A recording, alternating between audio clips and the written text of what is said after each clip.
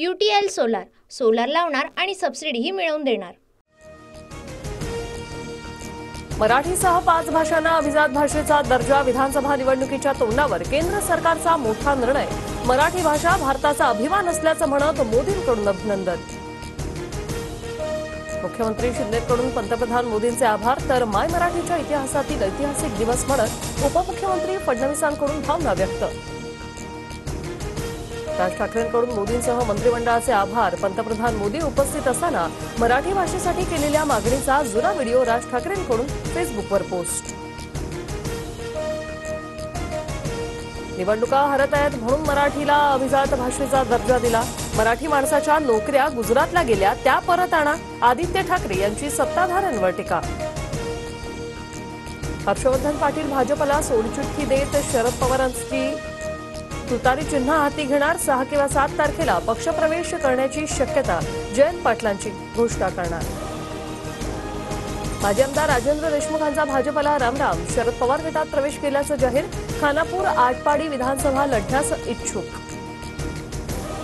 दसरा मेळाव्याला शहांच्या वक्तव्याचा फडशा पाडणार, मशाल गीताच्या लॉन्चिंग वेळी ठाकरेंचा इशारा, तर एकनाथांच्या नावाने तोतेगिरी करणारे खूप दिसतात, ठाकरेंची शिंदेंवर टीका।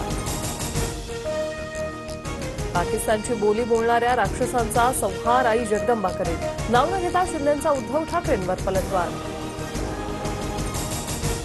अरुण गवळीची मुलगी गीता गवळी ठाकरे गटाच्या संपर्कात, भायखळा विधानसभेतून इच्छुक असल्याची माहिती, मिलिंद नार्वेकरांनी गीता गवळींची घेतली भेट। पुण्यात स्कूल व्हॅनमध्ये 2 चिमुकलींवर चालकाकडून अत्याचार, आरोपी संजय रेड्डीला 8 तारखेपर्यंत पोलीस कोठडी।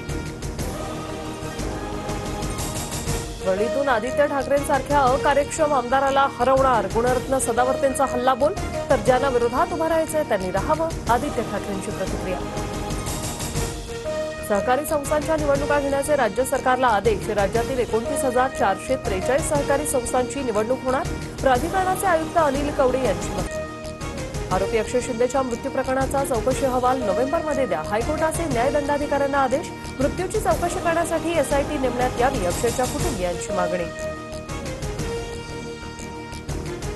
लाडकी बहीण योजनेविरोधात मुंबई हायकोर्टाच्या नागपूर खंडपीठाची सरकारला नोटीस, 23 ऑक्टोबरपर्यंत जबाब नोंदवण्याचे आदेश, मोफत योजनांवर बंदी आणण्यासाठी कोर्टात याचिका।